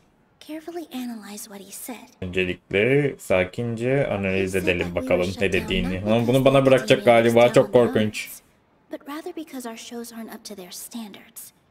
Evet. Tiyatro istemiyoruz değil, tiyatro standartlarımıza uygun değil dedi. O zaman ne diyeceğiz? Bu olabilir gibime geliyor. Herkes sanatı istediği gibi yorumlamakta özgür ya. Hiçbir kuralı çiğnemedik demenin bir anlamı yok bence burada. Çok ilginç bir bölüm oluyor gerçekten. Ve sanat öncelikle bir değer kazanması için başkaları tarafından beğenilmesi gerekir diyor. Öne çıkması gerekir yani. Belki bu olabilir. Tiyatronun değeri, şimdi bunu bence en sona saklamamız lazım gibime geliyor. Yine yani ne istediğinin bununla bir alakası yok bence. Bu tartışmaya sokulmasına gerek yok diye düşünüyorum. Bizim bugüne kadar bütün kurallara uymuş olmamız da çok önemli değil bence. Yani buna karşılık olarak. Bir deneyimle ilgili en önemli şey nasıl yorumladığındır. Bence bunu diyebiliriz ya. Bunu da bir daha dinlemek istiyorum hemen. Ben bununla başlayıp sonra bununla devam etmeyi yiyebilirim ama öyle bir şansımız olacak mı olmayacak mı şu an çok belirsiz. Bu sistemde Archon Quest'te de vardı. En gıcık olduğum kısım oydu. Kaç kere acaba bunu değerlendirme şansımız olacak diye düşünüyordum. Hani onda hayır böyle değildir muhtemelen falan diyordu. Ama bunda demiyor gibi. Bunda ne seçtiysem dandan yaptı ya da ben doğrudan en iyi mi seçtim? Bilmiyorum, çok iyi mi seçtim? Harika seçtim falan. Neyse şunu bir seçeyim bakayım. Tamam. Olmayacak şeyi söylüyormuş. Şimdi o zaman şu olabilir bence. Bu da değil dedi. O zaman bundan başlayacağız. Allah Allah. Bu ne? Bir bulamadım yalnız. Öyleymiş demek ki. Shouldn't it be the audience who decides if a show is intellectual or enlightening? Why is someone from the academia judging that? Also, I believe that there is no such thing as a wiser or more enlightening performance. Art doesn't discriminate, and it appeals to all. Everyone has the right to appreciate art. Bir tane diğer yorumdan kattı buna. Olmaz ki. Ben de düşünmüştüm öyle. Guidance and enlightenment are necessary if we are to induce growth in the performers as well as the audience. This stance holds performers to a higher standard and encourages the development of the arts. If all performances are simple-minded, require little effort to comprehend, and lack any impetus for the betterment of society, then the people will not be able to develop a greater level of artistic understanding. Nurturing the populace's understanding requires a long and arduous process, and guiding this process is the academia's true goal. He changed the topic without batting an eye. Good thing I'm prepared. Konuyu hiç düşünmeden değiştiririz dedi. Hazırlıklı geldiğim iyi oldu dedi. Bu arada dedik ki akademiyanın vereceği bir karar değil bu. İnsanların önce nasıl bir sanat görmek istediklerini karar vermeleri gerekir. Çünkü sanat insanlar için yapılıyor ve insan herkese hitap ediyor. Sanattan daha zeki olmak ya da bir aydınlamaya ulaşmak gibi bir şey beklentinin içine girmeye gerek yok dedi. Sanattan ne beklenmesinin gerektiğine sizin karar vermenize de gerek yok dedi. Adam da yeniden akademiya buna karar vermeli dedi. Biz öyle içi boş şeyler yaptıkça aynı şeyleri tekrar etmeye devam edeceksiniz. Dolayısıyla halk bundan bir şey edinmeyecek dedi. Bu olabilir bence. Bunu bir deneyeyim. Evet. Evet. Sanatın değeri üzerine çalışmayı deneyen birisi oldu diyor. I agree that art should be enlightening, but we can't pursue that goal by creating complicated works. If a work can't tap into an audience's personal experiences or feelings, then its contents may as well be a castle in the sky. What's the point of performing a show that its audience can't even follow? That would only be forcing people to watch something they don't like. You can only reach that conclusion from a place of ignorance. Sadece cahillikle böyle bir sonuca ulaşabilirsin dedi. Judgment, you should first become a better dancer than me. Evet. You tell them, Nilou. Looks like he's backed himself into a corner. As the party holding the burden of proof, Sharif has failed to provide sufficient support for his judgment of the quality of Zubair Theater's programs. Likewise, the definition that Nilou put forth is but her personal opinion. Neither party is the victor for this particular point of contention. Additionally, I must request that both parties exercise greater control on their emotions. Keep it up, Nilou! You're doing great! In that case, I shall speak. Hadi Nilou, yaparsın Nilou diye yağdırdık. Evet. The essence of this issue is that you have violated the law. So you must now pay the price for your transgression. This course of action is also completely procedurally sound. We have already contacted Zubair Theater multiple times regarding the theater's repertoire. However, you have consciously ignored our warnings, or perhaps your compliance was purely superficial. Regardless, that failure has indirectly led to the present day's proceedings. That is indeed so, according to the laws decreed by the Academia. He started talking about procedural stuff, so I need to focus on... Evet, prosedürlerden bahsetmeye başladı. Sheikh Zubair'in şeyini söyleyeceğiz ama bu arada olanları hemen bir özetleyeceğim size. De nasıl özetleyeceğim? Çok fazla şey konuştular. Evet. Nilou dedik ki sanat üzerine çalışıp bunu hani bilim olarak geliştirmeye çalışan birisi vardı aramızda. Ünlü bir sanatçıydı. Ve sonuçta gördük ki insanlar anlamadığı zaman, onlar için değerli olmadığı zaman sanat gelişemiyor zaten. Dolayısıyla insanlara bir şey anlamak için sanatı geliştirmek, sanatı kullanmak değil de sanatı geliştirmek için insanların anlamasını sağlamak ön planda olmalı dedi. O da cahil cahil konuşuyor be dedi özetle. Dedik ki senin bunu iddia edebilmen için önce benim kadar iyi dans ediyor olman lazımdır dedi. Bence güzel bir argümandı. Onun üzerine de hakem olan adam dedi ki bu cahiliyet argümanını destekleyecek bir kanıtın yok. O yüzden hani bu argümanını geçerli sayamayacağım. Ama Nilou'nun bahsettiği şeye de işte senin dediğin de kişisel bir fikir sadece dedi. O yüzden herhangi birini bu tartışmayı kazanmış gibi görmüyorum. Biraz daha duygularınızı kontrol ederek konuşursanız sevinirim dedi. Onun üzerine de adam hemen lafı çevirdi ve prosedürleri vardı. Biz de prosedürlerin zaten yerine getirildiğini biliyorduk. Defalarca uyarıldınız, yasayı çiğnediniz falan dediler. Hakem evet yasayı çiğnediniz dedi. Akademiyenin yasasını çiğnediniz dedi. Bizde de öyle bir şey yok diye biliyoruz. Mr. Zubair has already provided signed copies of all documentation related to our operations. Everything is perfectly filled out and valid. Bütün dokümanlar imzalı ve onaylı. Evet, yasa diyormuş ki yazılı bir şekilde açıklanıp halka sunulmalı deniyormuş. O zamana kadar lisansı olduğu sürece tiyatro çalışmaya devam edebilir diyor.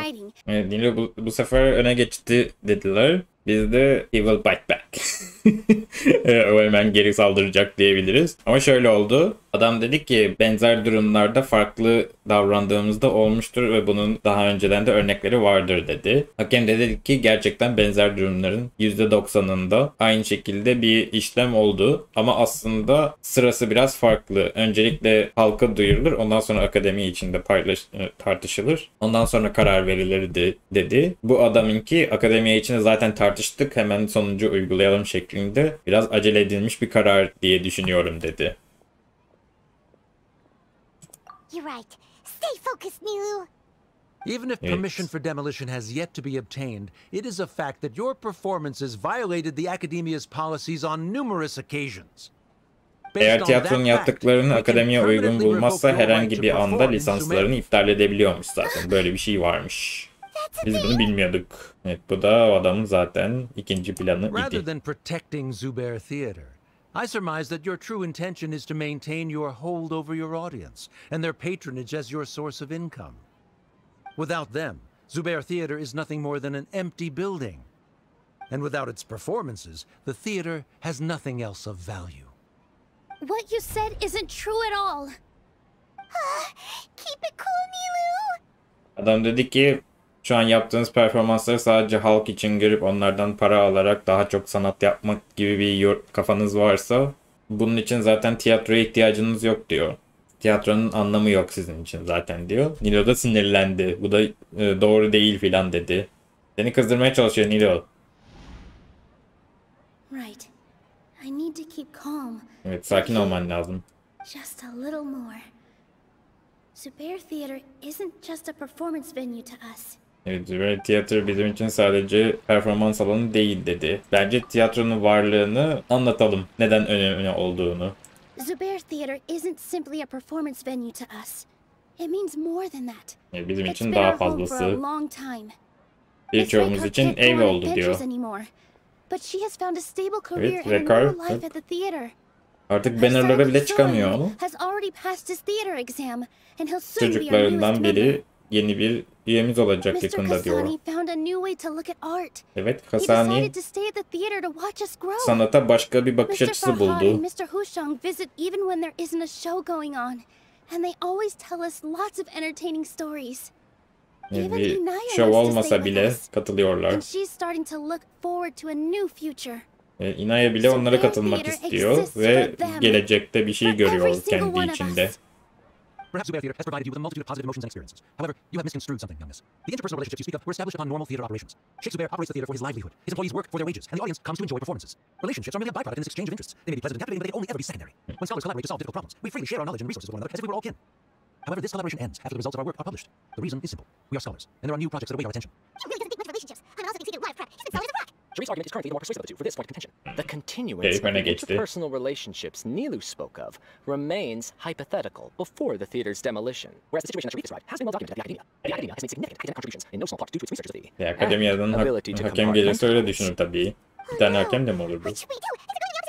Adam dedi ki sizin maaşlarınız var, o maaşları ödeyen bir kurum bu. Kurum içinde çalışanlar ve izlemeye gelenler arasında bir ilişki gelişmesi sadece hani bir yan etki diye düşünülebilir dedi. Siz bu işleri aynı şekilde yapmaya devam ettikçe ilişkileriniz de tabii ki de gelişecek ve bu şekilde duygusal anlamlar bulabileceksiniz kendi içinizde. Ama mesela akademiyada biz bir çalışma yaparken bir araya geliriz ve bilgilerimizi paylaşırız. Sonra proje bittiğinde herkes kendi işine bakar çünkü proje bitmiştir. Bu sırada duygusal bağlar yaratılır ve bu sadece ikincil bir şeydir dedi. Gıcık. Payman'la tartışma yoluna doğru gidiyor. Bakalım Nilo belki de onu tuzağa düşürmeye çalışıyordur diyelim. Evet. A setup? So Nilou's got him? Good. Hadi bakalım. He said what he said. The next argument could decide this defeat. İyi, Nilo da zaten tuzak kuruyormuş. Is this really the best thing to do? It might be too cruel to Inaya. Inaya'ya çok yazık olacak dedi. Hadi bakalım. Değil, zaten başka bir çözüm yok yani şu an. Sunmadın bize. Sağ olunuz.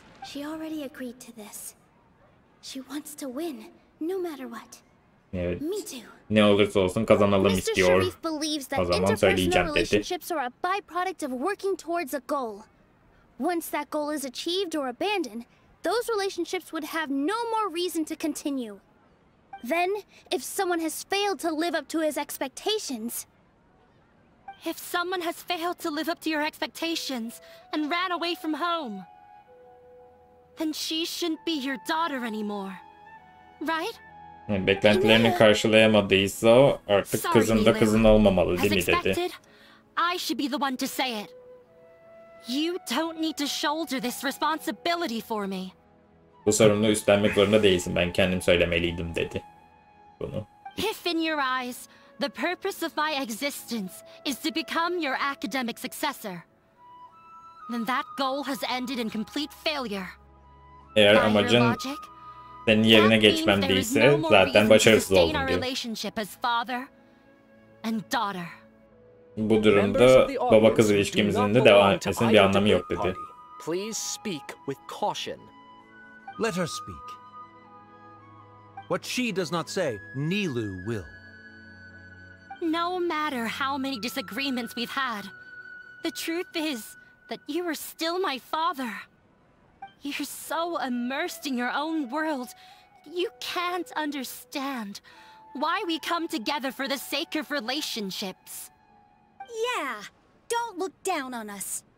You can watch a dance anywhere, but there's only one Zubair Theater. Dansı her yerde izleyebilirsin ama Zubair tiyatrosu bir tanedir dedi. Order! Order! Members of the audience, do not interrupt debate proceedings. Bu hakem biz tartışmaya karıştık diye uyuz oluyor. Disown me, and you will win the debate. Beni reddedersen o zaman tartışmayı kazanacaksın dedi. Father, I have some final words to say. I've been doing some soul searching. Not about whether I should have run away from home, but whether there was any point to my personal rebellion against you. Hayattaki amacımı düşünüyordum ama daha çok sana neden isyan ettiğimi düşünüyordum diyor. Over and over. The truth is, I ran away from home as a means to vent my recurring frustrations. That is to say, senin tatmin edebilmek için ne gerekiyorsa yaptım tekrar ama bir türlü olmadı diyor. O yüzden sen evden kaçtın. But by doing that, wasn't I just doing the same thing as you? I won't force my expectations upon you anymore. At Zubair Theater, I have found the life I've always wanted. I will move on from my family troubles and strive towards my new goal. Beni anlamanı isteyerek ben de aslında aynı şeyi yaptım dedi. Then I will stand with my friends here and fight against you. Dolayısıyla seni saymama gerek yok dedi. Çünkü ben bu tiyatrodaki arkadaşlarımlayım artık dedi. Ailemi geride bırakmak istiyorum dedi. Anda hemen arkadaşımı belledim bu insanlara diyor. Evet, çocuklar da evet dedi. It was a bit of a process, but we won her over. Make no mistake. All those who come to Zubair Theater become one of us. We will always be with her. Zubair tiyatrosuna gelen herkes bir olur, birlik olur dedi. Ne kadar basit bir anlayış dedi ama bir taraftan da içim rahatladı dedi. Şaşırmış. What are you? Never mind. Ne yapıyorsun ama boş ver dedi sonra. Sonra da koşuyor. Evet. Neye gittiler diyor. Kazandık mı yani? Bence kazandılar. Evet. Yine daha muhteşemdi bence. Yine daha muhteşemdi. Evet. I relaxed for a moment and I feel a little faint. It looks like he still has a biraz rahatladım ve bayılacak gibi oldum diyor. Terrific work, Nilou and Anaya. They likely won't cause any more trouble for us. Evet, bundan sonra artık başımıza bela olmazlar diyorlar. Harika iş yaptınız Nilou. Yine de banner'ına gaça yapmam. Asla bir daha bunu yapmak istemiyorum dedi. Ben de bu kadar uzun bir hikaye görevi yapmak istiyor muyum bilmiyorum. Bu kadar uzun çevirmem gereken bir şey. Bilemedim.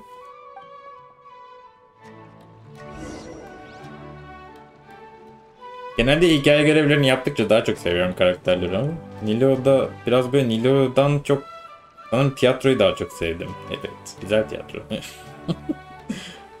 Zaten 5 yıldız yani. 5 yıldız karakterleri ve Primer Gem harcamanın çok bir manası yok bence. Evet, Nilou ile konuşalım. Oh, it's you. Ya, sen rahatladın mı biraz? I feel a lot better. The more I think back on everything, the more surreal it all feels. Hiç gerçekmiş gibi gelmiyor düşününce dedi.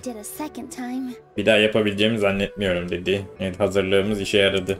Yes, and it's all thanks to you. Evet, senin sayende.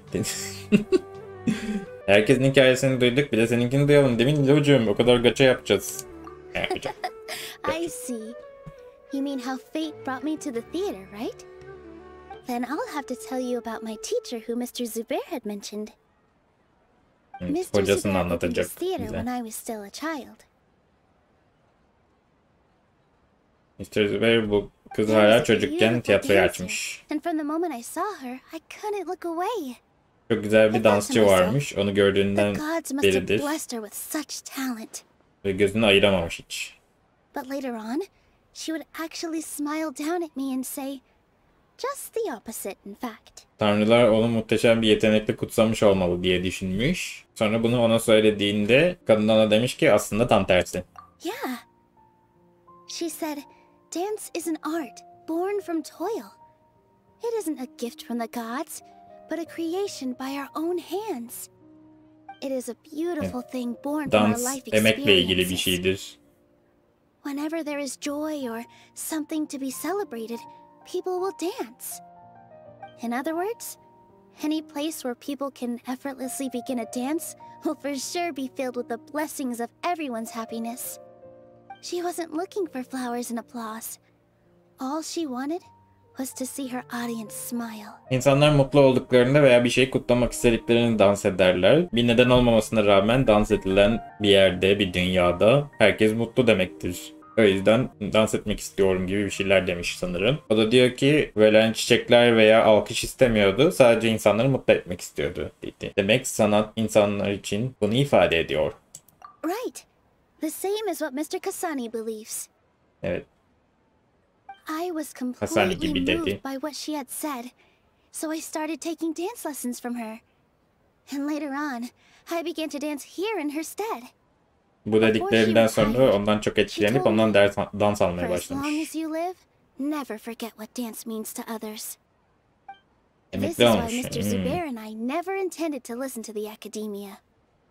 Even though it ended up causing everyone a whole lot of trouble, thankfully, everything worked out in the end. Ya da artık sıkıntı değil gibi. Merak etme.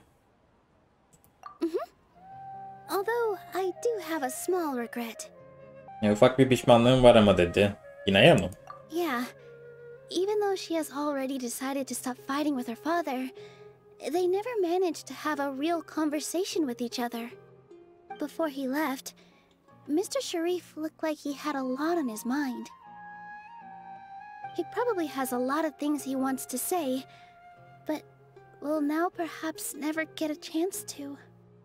Yine babasıyla konuşmama kararı aldığı için ve rahatladığı için onun için mutluyum aslında ama babasının aklında çok fazla şeyler vardı. Keşke oturup konuşsalardı dedi. Bu gerçekten kötü oldu. Yeah, but I still hope that things can change.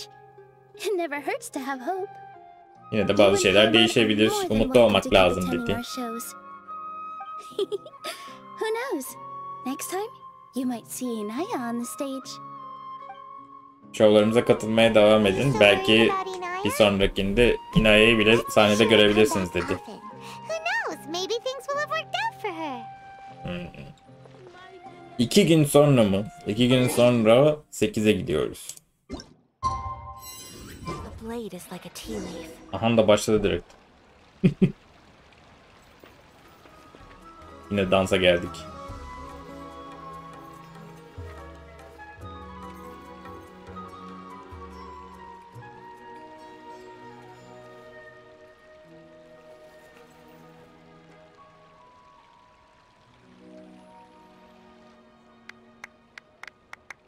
Yine de sana gacha yapmayacağım.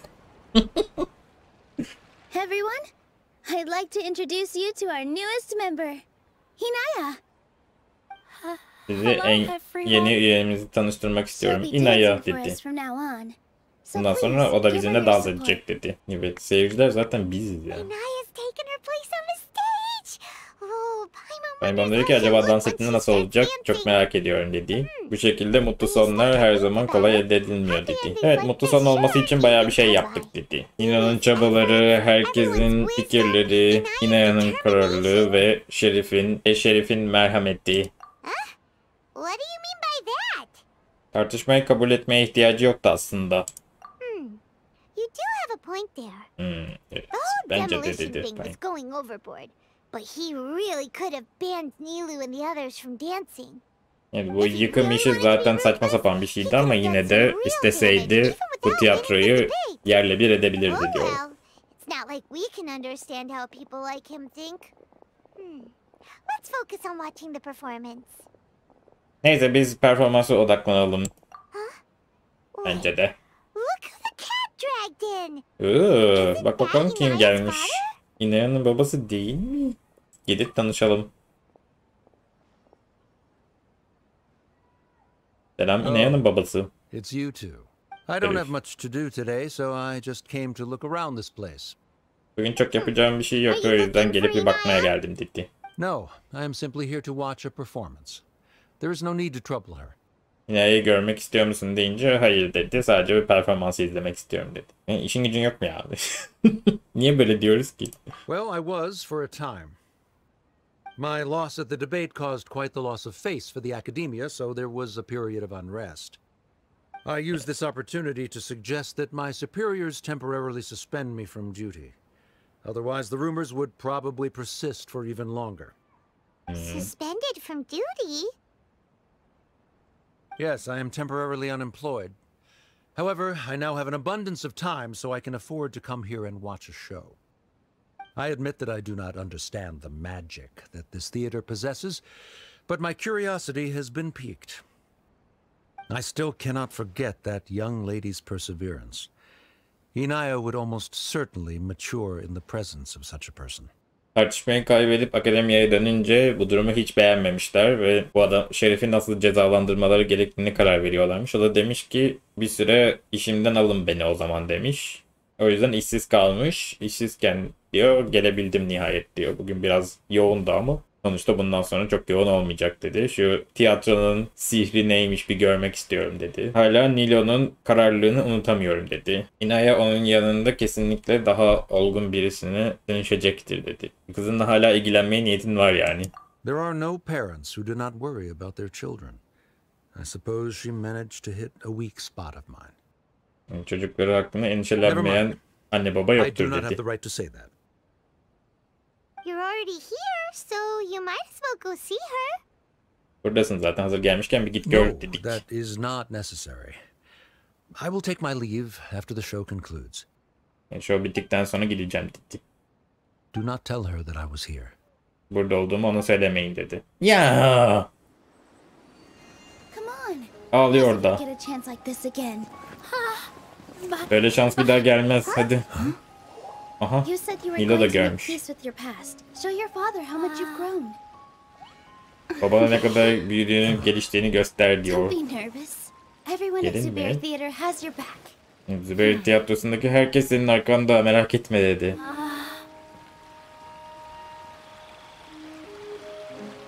Hey, let's go somewhere else. We should give them some space. Başka bir yere gidelim de biraz beraber I don't kalsınlar know, dedi. but I think we should have faith in them. Bence araları düzelecek mi dedi Paimon. O da neyse bir şans verelim de. Bakalım, bence düzeltirler dedi. Yes, Inaya. I have something for you. Niye, sana bir şey getirdim. I'm still learning. It's hardly a masterpiece, but it's yours. If you'll take it. Örgü yapmış. Kaneviçe yapmış. Çok harika bir şey değil ama senin için yaptım dedi. Never mind. Almak istemiyorsan önemli değil dedi. Ya Inaya tabii ki de aldı, tanrım. Let's have a heart to heart, Father. Like father, like daughter. Evet, biraz duygularımızı konuşalım With dedi. their feelings. Evet, duyguları hakkında çok garipler dedi. Probably would have snuck away as well if I didn't drag her back. Muhtemelen onu buraya getirmeseydim kaçardı zaten. They'll be able to reconcile? Bence araları düzelecek mi? Emin A değilim. complete reconciliation may also not be the best thing for them right now. Belki bir araya gelmeleri onlar için iyi değildir şimdilik dedi. Evet, bir gecede bütün şeyler silinmez dedi. But no matter where their hearts and bodies may be, they will always be family. Evet, düşünceleri ve fikirleri ne olursa olsun onlar her zaman bir aile olacak sonuçta dedi. By the way, everyone's really thankful to you for helping out with the debate. Evet, herkes bize teşekkür etmiş bu arada yardımcı olduğumuz için. Hope you'll like it. Bize bunu yapmışlar, sağ olsun. Bu ne be? Senin tipota mı koyacağız bunu? Ne olur? Isn't this Zubair Theater? Ha, küçük versiyonu falan mı? This is amazing. It's Ya. detailed and Senin tipota koymak için asla yapmıyorum bunu. We've also never made anything this complicated before. Biz de hiç bu kadar karmaşık bir şey yapmamıştık daha önce diyor. While Inaya and I made all the little pieces with the help of others. Zubair Kasani, Inaya ve Nilo yapmışlar dördü. Rekar'la Nacia'da son rötuşları atmış. That's why we hope that your time at Zubair Theater will become a fond memory of your journey. You two are welcome back anytime. Maceracı olarak dünyanın her yerini geziyorsun. O arada tiyatroyu unutmamanı diliyoruz dedi. O yüzden yanında böyle bir şey götürürsen seviniriz dedi. İstediğiniz zaman geri dönüp performanslarımızı izleyebilirsiniz diyor. Paymon'a tabii ki de geliriz dedi. Evet, adete göre teşekkürleri falan bir kenara bırakıp sadece hediyeyi kabul etmeliyim değil mi dedi. You're welcome. And there's no need to be so polite. Önemli değil dedi. Come on, take Direkt al işte dedi. This is the story of you and me. Bu seninle benim hikaye. Asla unutmayacağımız bir hikaye. Ya evet, Act 1 mı? Bunun dahası mı var? Ha, daha sonra herhalde devam edebiliyor. Evet, 60 Prime hocamı da kaptım. Bu bölümü de burada bitiriyoruz. Bayağı uzun oldu. Umarım editlerken çok ağlamam. Buraya kadar izlediyseniz çok teşekkürler. Umarım beğenmişsinizdir. Ben oynarken çok keyif aldım. Umarım izlerken siz de keyif almışsınızdır. Eğer Genshin izliyorsanız ve bu videoyu beğendiyseniz, videolarımı beğeniyorsanız lütfen Discord sunucumuza da gelin. Aşağıda linki var. Şimdi orada paylaşılan ekran görüntülerinden koyacağım videonun sonuna. Umarım beğenirsiniz. Biz zevkle çekiyoruz ve birbirimize paylaşıyoruz. Siz de gelin, siz de paylaşın. Bir sonraki videoda görüşmek üzere. Ben şimdilik kaçtım.